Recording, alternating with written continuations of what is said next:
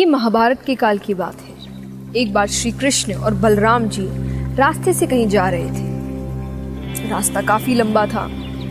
जंगल तक पहुंचते हैं कि रात हो जाती है। श्री कृष्ण को लगा कि रात में चलना सही नहीं होगा। उन्होंने बलराम जी से कहा, काम करते हैं, रात रात यहीं गुजार लेते हैं, सुबह फिर चल पड़ेंगे। बलराम जी ने कहा, पर यह जंगल है, मुझे नहीं लगता यहाँ रुकना सही होगा, और अगर रुकना भी है तो एक काम कर सकते हैं कि हम पहरा दें। पूरी रात है, नींद भी आएगी, तो थोड़ी देर के लिए एक व्यक्ति सो जाएगा, तब तक दूसरा पहरा देगा। थोड़े समय बाद दूसरा सो जाएगा तो पहला व्यक्ति पहरा देगा। श्री कृष्ण ने कहा, ये तो बड़ी अच्छी बात है। सबसे पहले बलराम जी पहरा देते हैं। श्री कृष्ण सो रहे थे। अचानक एक राक्षस आता है। राक्षस ने जोर से चिल्लाया। उस चिल्लाहट को सुनकर बलराम जी बड़े डर जाते हैं तो वो थोड़े छोटे हो जाते हैं। अब वो धीरे धीरे राक्षस आगे आ रहा है।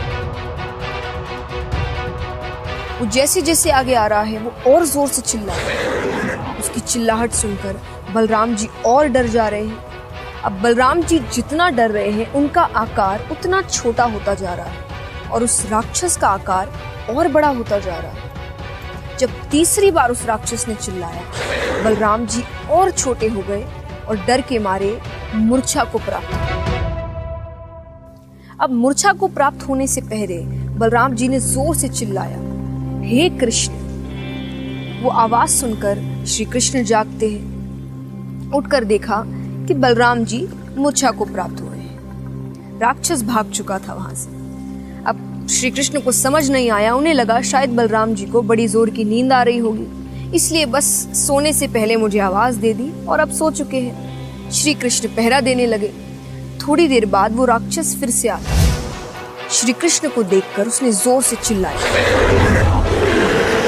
श्री कृष्ण बिल्कुल नहीं घबराए, बल्कि बड़े ही प्रेम से पूछते हैं, अरे क्यों चिल्ला रहे हो? अब जब डरते नहीं हैं तो यहाँ पर श्री कृष्ण का आकार थोड़ा सा बढ़ जाता है और उस राक्षस का आकार थोड़ा छोटा हो जाता है। ये देखकर राक्षस को बड़ा क्रोध आया। वो और जोर से चिल्लाता है। श्री कृष्ण ने फिर बड़े प्रेम से पूछा, अरे क्यों चिल्ला रहे हो? क्या दिक्कत है तुम्हें? यहाँ पर श्री कृष्ण और बड़े हो गए। वो राक्षस और छोटा होता गया और धीरे धीरे वो राक्षस बिल्कुल छोटा हो जाता है। श्री कृष्ण ने उसे हथेली में उठाया और अपने कमर पे कपड़े के साथ बांध लिया। सुबह होती है, बलराम जी उठते हैं। बलराम जी ने श्री कृष्ण से कहा, अरे तुम्हें पता है कल रात को यहाँ पर एक बड़ा सा राक्षस आया था? श्री कृष्ण ने कहा, बड़ा सा राक्षस? जरा एक मिनट रुकना। वो अपने कमर से जिस कपड़े में उन्होंने उस राक्षस को बांधा था उसमें से उसे निकालते हैं। ये इसी राक्षस की बात कर रहे हो? बलराम जी ने कहा, अरे पर जब मैंने इसे देखा था ये तो बहुत बड़ा था, ये इतना छोटा कैसे हो गया? श्री कृष्ण कहते हैं, जब हम किसी समस्या का सामना करने की बजाय उससे डर कर उसे अवॉइड करने की कोशिश करते हैं तो वो समस्या हमारे सामने और बड़ी हो जाती है। और जब हम उसका सामना प्रेम, शांति और समझदारी से करते हैं तो वो समस्या हमारे सामने बहुत छोटी हो जाती है। उसी प्रकार जैसे बलराम जी राक्षस को देखकर डर गए तो वो राक्षस बड़ा हो गया, पर जब श्री कृष्ण उसे देखते हैं तो बड़ी ही शांति से और समझदारी से उसका सामना करते हैं तो वो राक्षस छोटा हो जाता है।